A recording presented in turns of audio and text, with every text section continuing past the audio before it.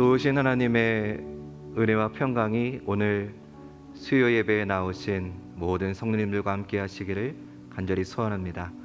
또한 가정에서, 직장에서, 온라인으로 이 예배에 함께하고 계신 좋은교회 모든 성도님들에게도 주님의 동일한 은혜가 함께 하시기를 소원합니다. 여러분, 요새 얼마나 힘든 시간을 보내고 계십니까?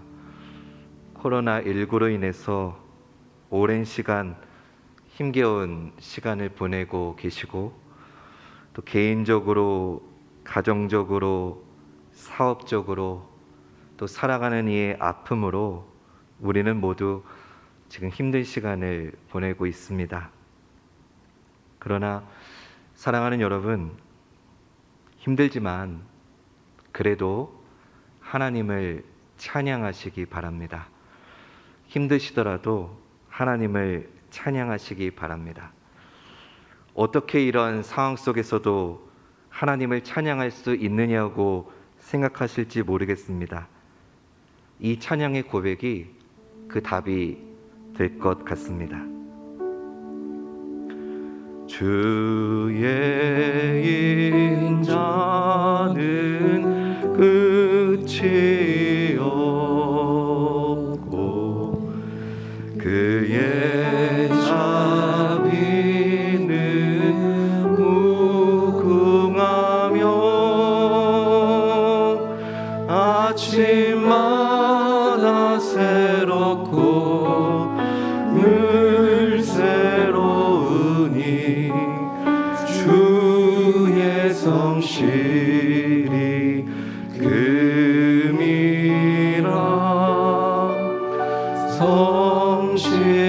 성실하신 주님, 주의 인자는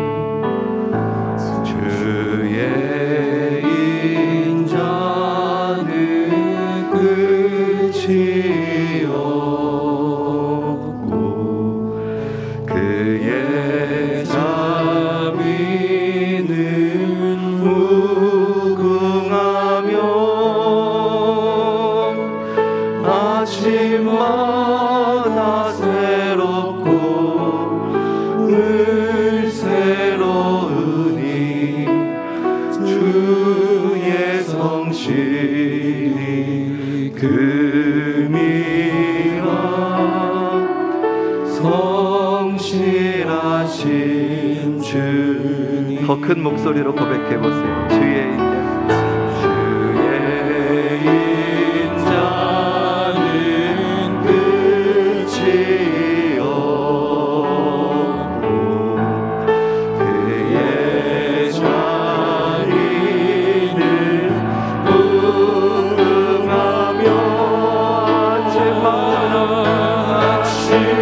아침마다 새롭고 늘 새로우니 주의 성실이 금이라. 성실하신 주님, 아침마다 새롭고 늘 새로우니 주의 성실이 금이라. 성실하신 주님,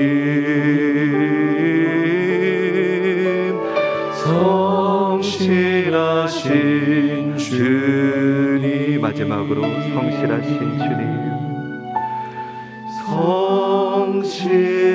성실하신 주님.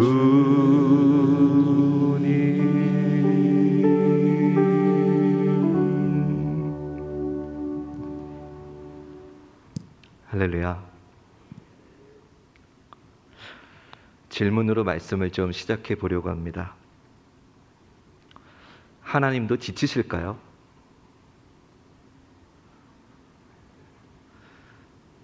사람이 질문을 하면 대답을 하시는 겁니다. 하나님도 지치실까요? 네, 감사합니다. 여러분들이 대답을 안 해주시면 제가 지칠 뻔했습니다.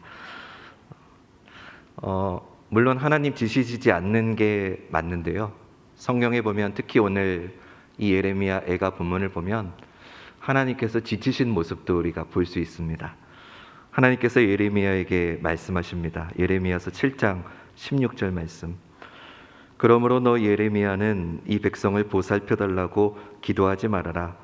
너는 그들을 도와달라고 나에게 호소하거나 간구하지도 말고 나에게 조르지도 말아라.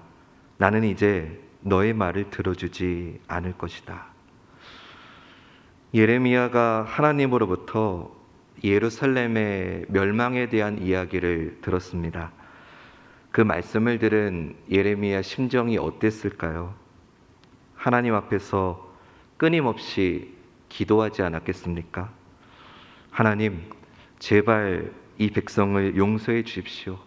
하나님, 한 번만 용서해 주십시오. 계속 간구했습니다. 하나님의 심판의 뜻을 깨닫고 예레미야는 분명히 그 심판이 임하지 않기를, 그래서 하나님의 거룩한 성전이 이방인의 손을 통해서 무너지지 않기를 간절히 구하고 기도했을 겁니다. 하나님 제발요, 하나님 제발요 하면서 쉬지 않고 기도했을 겁니다. 그런데 하나님이 뭐라고 대답하는지 아십니까? 너야말로 나한테 그러지 마라. 너 저 백성들을 한번 봐라. 더 이상 너 나한테 기도하지 마라. 나중에 모세가 내 앞에 오고 사무엘이 내 앞에 온다고 해도 이제는 안 된다. 돌이킬 수 없다. 저들이 회개하지 않는다. 이제 나도 뜻을 돌이키기가 지쳤다. 하나님이 이렇게 말씀하십니다. 이게 지금 하나님의 심정입니다. 나중에 예레미야도 자기가 태어난 것을 저주합니다.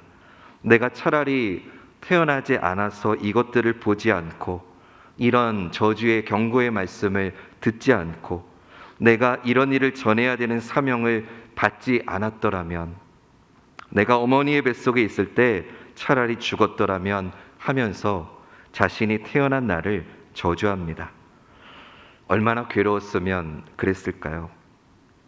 그런데 예레미야만 괴로운 게 아닙니다. 하나님도, 아니 하나님이 더욱 괴로우셨습니다. 그래서 하나님이 기도하지 말아라. 부르짖어 구하지 말아라. 내게 간구하지 말아라. 예레미야야, 제발 더 이상 나한테 기도하지 말아라. 하나님이 예레미야에게 이렇게까지 말씀하시는 지경에 이른 겁니다. 사랑하는 여러분, 전능하신 하나님도 마음이 지치실 수 있습니다.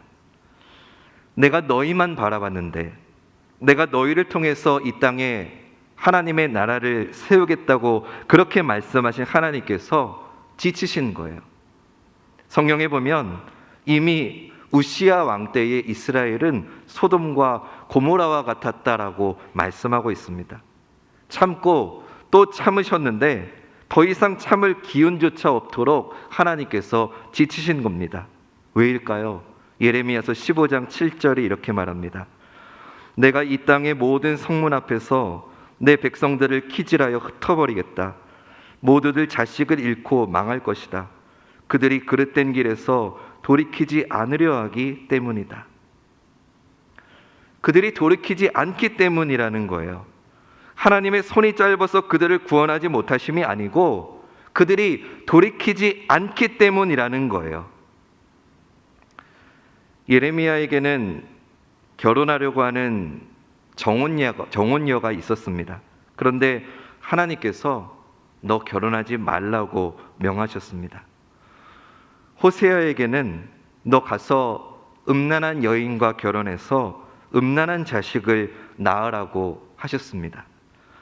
에스겔에게는 아내가 있었는데 예루살렘이 멸망하는 그 해에 하나님께서 에스겔의 아내를 거두어 가십니다. 그러면서 에스겔에게 너 슬퍼하지 말라라고 말씀하십니다. 왜요? 예루살렘이 멸망하는 날 나 하나님의 내 심정을 너 하나만큼이라도 좀 천하 가운데서 너 하나만큼이라도 내 심정을 알아야 되지 않겠느냐. 너 아내를 잃은 그 슬픔을 통해서 지금 내가 창조한 내 백성을 멸망시키는 내 심정을 너 하나라도 알아야 되지 않겠느냐면서 하나님이 에스겔의 아내를 데려가십니다. 여러분, 이것이 선지자의 삶이고 이것이 하나님의 마음입니다. 이런 심정으로 하나님은 회개하지 않고 돌이키지 않는 이스라엘을 향해서 선지자들을 통해서 말씀을 전하셨는데 어느 누구 하나 돌이키는 자가 없는 겁니다. 호세아가 선포했지만 북이스라엘은 주전 722년에 멸망의 길을 달려갔습니다. 예레미야의 심판의 메시지를 들었지만 주전 586년에 남유다도 멸망을 향해 가고 있습니다. 바벨론의 포로지에서 에스겔의 선포를 들은 이들도 회개하지 않고 오히려 에스겔에게 이렇게 따집니다. 여호와가 하나님이시면 어떻게 이런 일이 있을 수 있느냐고 묻고 따집니다. 이런 모습이 하나님을 믿지 않는 이방 사람들, 그나스, 몰렉, 바알 같은 온갖 우상을 섬기는 이방인들의 이야기가 아닙니다. 이런 일들이 누구 가운데 벌어지고 있느냐 하면 하나님의 백성들이 이러고 있는 겁니다. 오늘 우리로 치면 교회에 잘 다니는 성도들이 이러고 있다는 겁니다. 사랑하는 여러분, 우리는 저들과 다릅니까? 저들도 우리와 똑같습니다. 그들도 율법을 지키고 제사 드리면 된다고 생각했어요. 하나님이 우리 죄를 용서하셨는지, 하나님이 우리 예배를 받으셨는지, 지금 하나님의 심정은 어떠신지에는 관심이 없었어요. 신약으로 와도 똑같아요. 바리새인들이 선지자의 무덤 앞에서 이런 이야기를 합니다. 우리가 옛날에 살았더라면 우리는 우리 조상들과는 달랐을 텐데, 우리가 옛날에 살았더라면 선지자의 말씀이 하나님의 말씀인 줄 알고 잘 듣고 잘 지켰을 거라는 거예요. 그런 바리새인들을 향해 예수님께서는요, 너희는 하나님 사랑도 없고 하나님을 아는 지식도 없다. 너희가 모세와 모세의 글을 알았더라면 나를 믿었을 텐데 믿지도 않는다라고 주님은 말씀하셨어요. 여러분, 오늘 이들과 오늘 저와 여러분, 우리는 다릅니까? 오늘 우리 예배 드리기 위해 이 자리에 왔습니다. 종교 행위를 합니다. 이런 것을 기준으로 신앙이 좋다고 말합니다. 바리새인과 같은 사람이 교회에 많아지면 여러분 얼마나 귀한 일꾼인지 모릅니다. 매주 금식하고 10의 1조 정직하게 드리고 교회에 누구보다 헌신적으로 헌신하는 그런 사람. 우리가 바리새인에 대한 성경을 통한 선입견이 있어서 그렇지, 여러분, 제가 이런 생각이 들었습니다. 어쩌면 교회에서 많이 하는 제자 훈련의 가장 이상적인 모습은 바리새인처럼 되는 거 아닐까? 신앙의 외적인 모습으로. 제자에서 가장 제자 양육을 잘했다라고 하는 성도의 모습은 바리새인의 모습이 아닐까, 그런 생각도 해보았습니다. 그러나 여러분이 잘 아시는 대로 외적인 형식이 하나님을 아는 것으로 이어지는 것은 결코 아닙니다. 하나님이 어떤 심정인지, 하나님이 무엇을 원하시는지, 하나님이 나와 함께 가자 하시는데 나는 정말 하나님과 함께 하기를 원하는지, 내 삶의 모든 것을 정말 주인 되신 주님께 내려놓을 수 있는지, 그래서 하나님만을 붙잡고 의지하고 하나님 말씀에 순종하며 살아갈 수 있는지, 오늘 우리는 이것을 생각해 보아야 됩니다. 다시 한번 여쭤봅니다. 사랑하는 여러분, 여러분은 하나님을 얼마나 알고 계십니까? 교회 오래 다니셨을 겁니다. 하나님의 마음을 얼마나 이해하고 계십니까? 성경 말씀을 읽으실 때 그 하나님의 심정이 여러분의 마음을 얼마나 요동치게 하고 있습니까? 이스라엘은 하나님께서 지은 하나님의 백성입니다. 모세로부터 시작해서 하나님이 언약을 맺으시고 오늘 이 예레미야 애가 말씀이 있기까지 800년의 시간이 지났습니다. 800년이 흘러서 하나님께서 친히 하나님 당신의 손으로 지으신 나라를 심판하십니다. 그 하나님의 심정이 어떠실지 여러분 한번 생각해 보셨습니까? 예레미야를 눈물의 선지자라고 말합니다. 그런데 실은 예레미야의 눈물만 있는 게 아닙니다. 우리가 더 먼저 눈여겨봐야 될 것은 그런 예레미야를 통해서 눈물을 흘리시는 하나님 아버지를 우리가 먼저 볼 수 있어야 됩니다. 예레미야가 돌아와서 멸망당한 예루살렘의 처참한 현실을 봅니다. 전쟁의 폐허로 다 무너진 예루살렘에 그런 상황 가운데서도 예루살렘을 약탈하러 오는 사람들이 있었습니다. 이런 절망의 상황을 예레미야가 고통스러워하면서 이렇게 호소합니다. 내 백성의 도성이 망하였다. 아이들과 젖먹이들이 성한 길거리에서 기절하니 나의 눈이 눈물로 상하고 창자가 들끓으며 간이 땅에 쏟아진다. 아이들이 어머니의 품에서 숨져가면서 먹을 것, 마실 것을 찾으며 달라고 조르다가 성한 길거리에서 부상당한 사람처럼 쓰러진다. 도성 예루살렘아, 너를 무엇에 견주며 너를 무엇에 맞대랴? 도성 시온아, 너를 무엇에 비겨서 위로하랴? 내 상처가 바다처럼 큰데 누가 너를 낫게 할 수 있겠느냐? 예레미야가 지금 아파합니다. 내 창자가 땅에 쏟아지고 내 간이 땅에 쏟아지는 아픔을 지금 예레미야가 느끼고 있습니다. 그리고 예레미야가 그 아픔 속에서 하나님께 이렇게 기도합니다. 주님, 살펴주십시오. 주님께서 예전에 사람을 이렇게 다루신 적이 있으십니까? 어떤 여자가 사랑스럽게 기른 자식을 잡아먹는단 말입니까? 어찌 주님의 성전에서 제사장과 예언자가 맞아 죽을 수 있습니까? 젊은이와 늙은이가 길바닥에 쓰러지고 처녀와 총각이 칼에 맞아 넘어집니다. 주님께서 분노하신 날에 그들을 사정없이 베어 죽이셨습니다. 주님께서는 내가 두려워하는 것을 마치 명절에 사람을 초대하듯 사방에서 불러들이셨습니다. 주님께서 분노하신 날에 피하거나 살아남은 사람은 아무도 없습니다. 내가 사랑으로 고이 기른 것들을 내 원수들이 모두 죽였습니다. 하나님, 좀 보십시오. 하나님께서 지금 누구에게 이러고 있으신지 하나님 좀 보십시오. 살 소망이 끊어진 예레미야, 절망 속에서 지금 예레미야가 피눈물을 흘리면서 멸망의 길을 치달은, 그렇게 심판을 받은 이스라엘을 보고 있는 겁니다. 경험을 하고 있는 겁니다. 사랑하는 좋은교회 성도 여러분, 오늘 우리도 어쩌면 이런 절망을 살고 있는지 모릅니다. 어느덧 2년 가까이 우리는 코로나 속에서 우리의 삶의 희망을 놓쳐버리고 우리의 신앙의 기준을 놓쳐버리고 우리의 가정은 흩어졌고 우리의 직장은 위태해졌고 무엇보다도 하나님의 성전인 교회는 무너져가고 있습니다. 이런 절망 속에서 하나님께서 오늘 부족한 종을 통해서 우리에게 말씀하십니다. 그래도 하나님을 찬양하라고 말입니다. 오늘 본문을 보면 그 참혹한 현장에서 예레미야는 그 절망 속에서 소망을 발견합니다. 내가 겪은 그 고통, 쓴쑥과 쓸개즙 같은 그 고난을 잊지 못한다.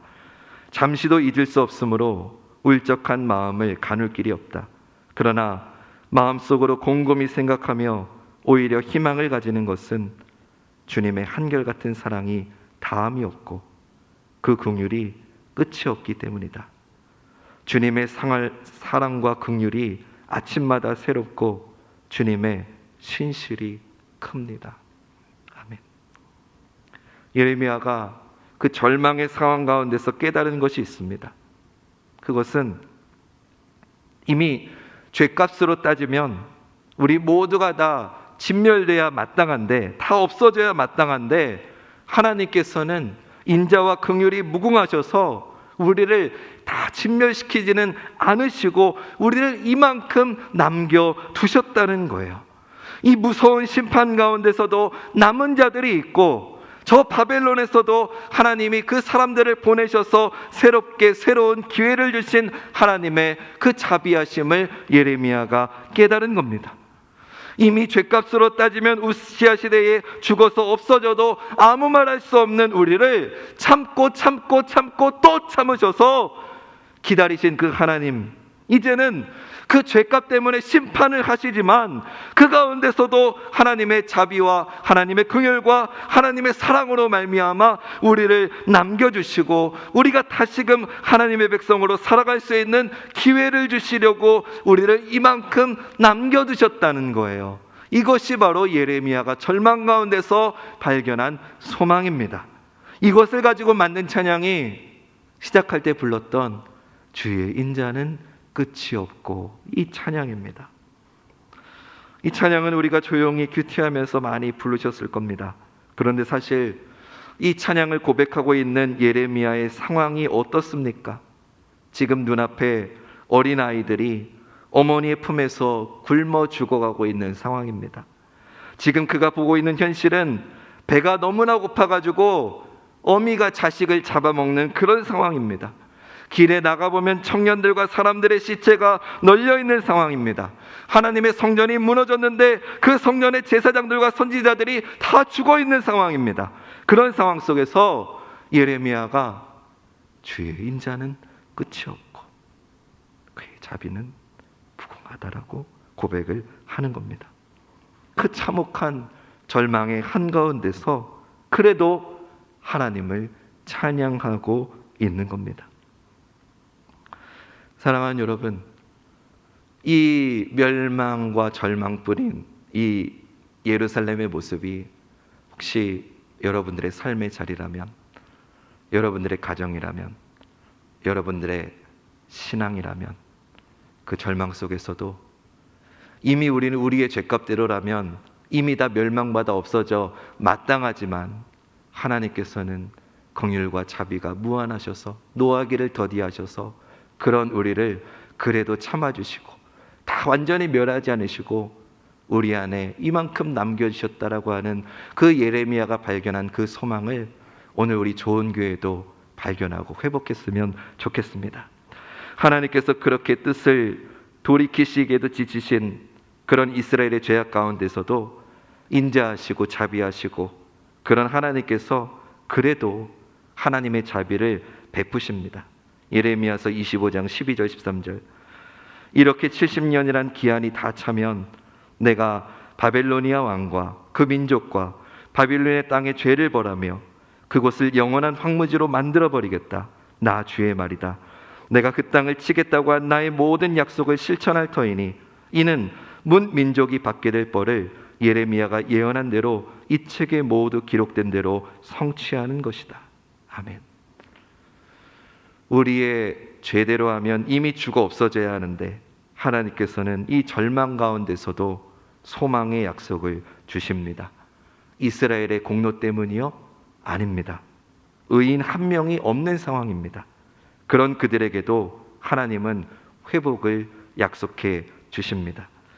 사랑하는 여러분, 오늘 저와 여러분 우리 교회도 절망에서 소망을 노래할 수 있는 하나님의 자비와 사랑을 깨닫는 은혜가 있기를 주님의 이름으로 간절히 소원합니다. 우리 교회가 코로나 이전보다 많이 자리가 비었습니다.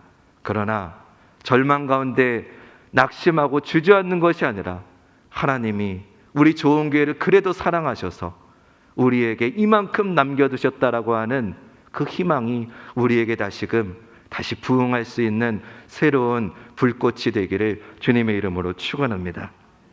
여러분, 하나님을 아십니까? 제가 이 질문을 지금 3번째 드립니다. 여러분, 하나님을 얼마나 알고 계십니까? 하나님은 심판하신다고 해서 하나님 마음이 시원해지시는 그런 분 아닙니다. 우리가 음란한 음녀가 되었어도 오히려 값을 주고서라도 다시 찾아오시는 분이 하나님입니다. 우리가 그렇게 수치를 모르는 부끄러운 자들이 되었어도 그저 돌아오기만 하면 된다라고 마치 탕자의 아버지와 같이 언제 오는 듯이 그렇게 길목에서 늘 우리를 지켜보시는 분이 아버지 하나님이십니다. 한 영혼을 천하보다 귀하게 여기시는 분이 하나님이십니다. 독생자를 주셔서 그 핏값으로 한 영혼을 기다리시는 하나님의 그 사랑은 예레미야 애가의 말씀에 하나님의 마음과 지금 2021년 9월 1일 오늘 우리가 예배를 드리는 이곳에 임재하고 계시는 하나님의 마음은 똑같다는 겁니다. 하나님을 외면하고 멀리 떠나셨습니까? 괜찮습니다. 하나님은 여전히 우리를 기다리고 계십니다. 하나님께 너무나 큰 죄를 지었습니까? 괜찮습니다. 하나님의 인자와 자비는 너무나 무궁하십니다. 우리 결단 찬양 부를 텐데 이 찬양의 고백이 우리의 진실한 고백이 되었으면 좋겠습니다.